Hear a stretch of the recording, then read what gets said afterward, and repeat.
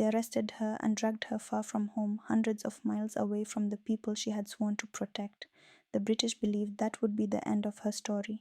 To them, she was simply a troublesome woman from a small community on Kenya's coast, a woman stirring resistance, a woman refusing to obey colonial authority.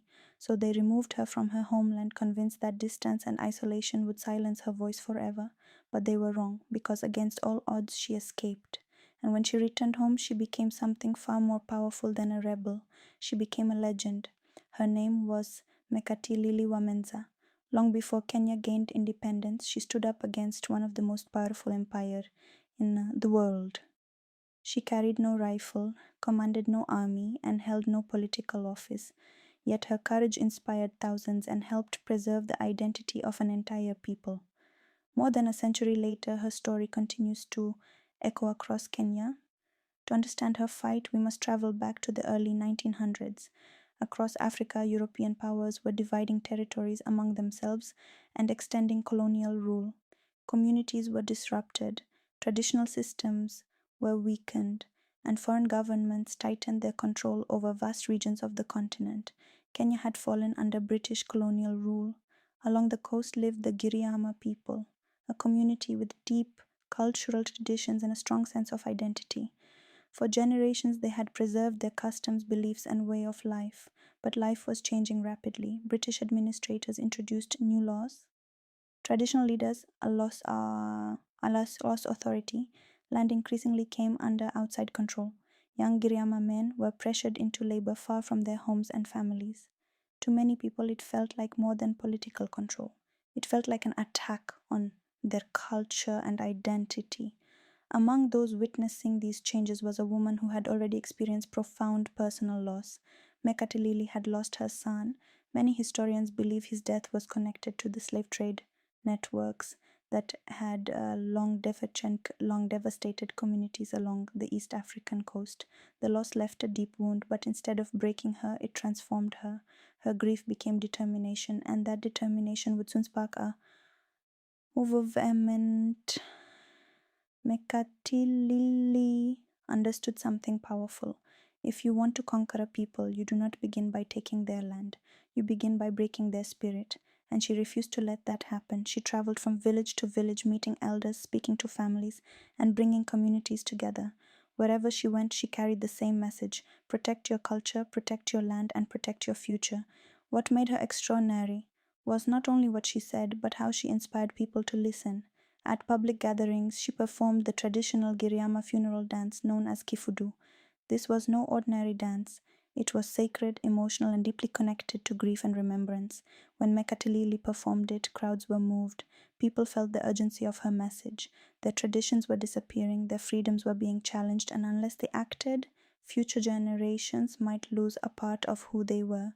Village after village joined the movement. Support grew rapidly, and before long, British authorities began to worry. A resistance movement was spreading across Grimmated territory, and at its center stood a woman they could neither control nor silence. The colonial government eventually decided that Mekatilili had to be stopped. In 1913, British authorities arrested her.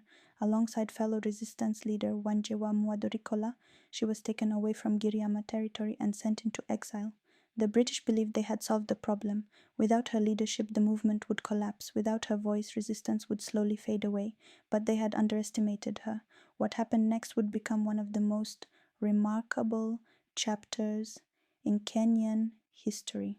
Separated from her people and far from home, Mekatilili refused to surrender. She escaped. Then began an extraordinary journey back to her homeland. Across unfamiliar landscapes, through difficult terrain, and over vast distances, she kept moving forward. Step by step, mile by mile, she pressed on. She was driven by courage, determination, and a promise she had made to her people.